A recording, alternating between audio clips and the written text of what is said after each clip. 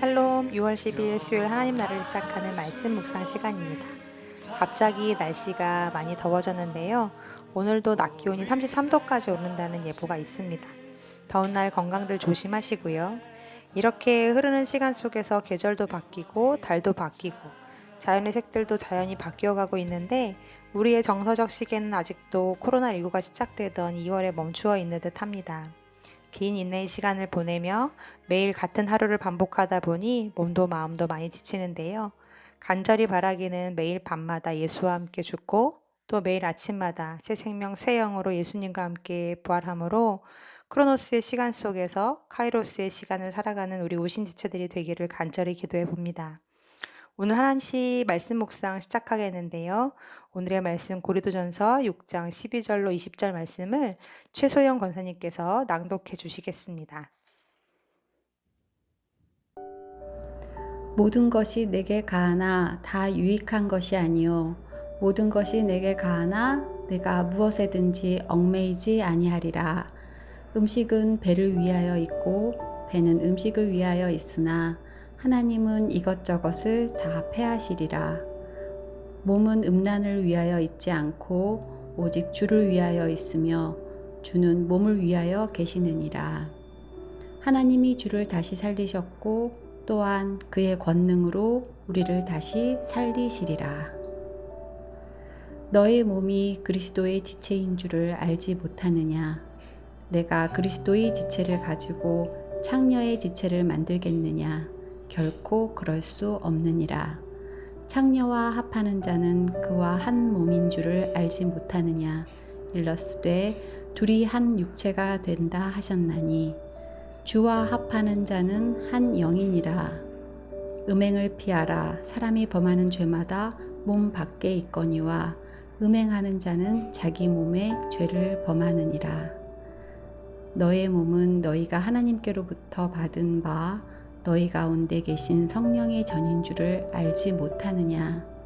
너희는 너희 자신의 것이 아니라 값으로 산 것이 되었으니 그런즉 너희 몸으로 하나님께 영광을 돌리라.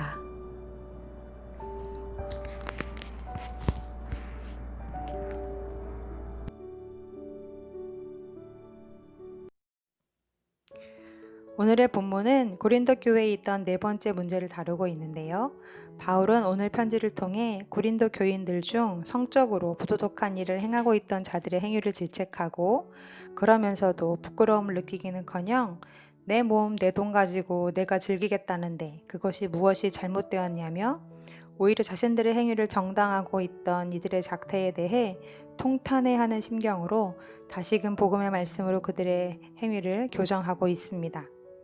월요일 본문에서 이미 고린도 교회 안에 있던 성적인 타락의 문제를 다룬 바 있는데요.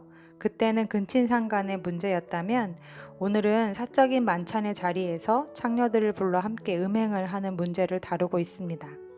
오늘날도 마찬가지지만 그 당시 고린도 사회에서도 힘있고 돈있고 지위가 있는 사람들은 파티의 자리에 창녀들을 불러 술을 즐기며 음행을 하였습니다.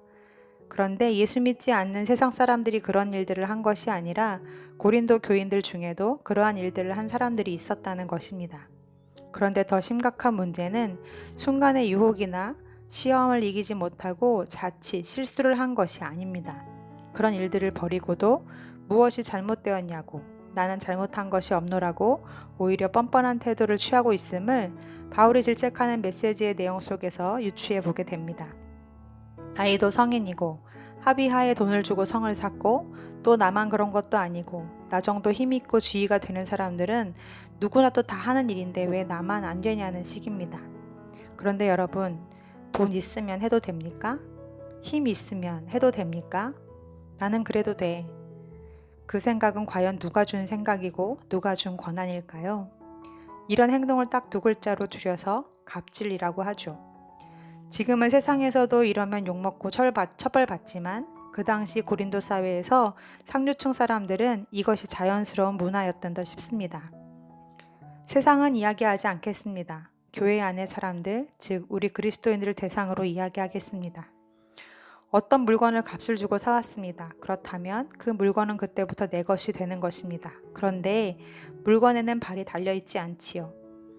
하나님께서 예수 그리스도를 내어주고 우리를 죄에서 사셨습니다. 그럼 그때부터 우리는 하나님의 것, 하나님의 소유가 된 것입니다. 내 안에 거하고 싶으셔서, 함께하고 싶으셔서, 자기 소유 삼고 싶으셔서 그 어마어마한 값을 치르셨는데 우리는 글쎄 발이 달렸다고, 내 의사가 있고 내 자유가 있다고 집을 나가면 어떻게 될까요? 집을 나간 것만으로도 모자라서 밖에서 아무 사람이나 음행하고 다닌다면 어떻게 될까요? 몸과 영은 하나입니다. 내가 오늘 무엇과 합하고 있는가에 따라 영도 영향을 받습니다. 예수 믿어 예수 앞에 그분이 내 안에 거하심으로 영생이 시작되었다면 그분의 영이 내게서 떠나실 때 영생도 끝이라는 걸 기억해야 합니다. 사랑하는 성도님들, 내 안에 있는 영생을 위협하고 노리는 악한 세력들이 우리 주변에 얼마나 많은지 모릅니다.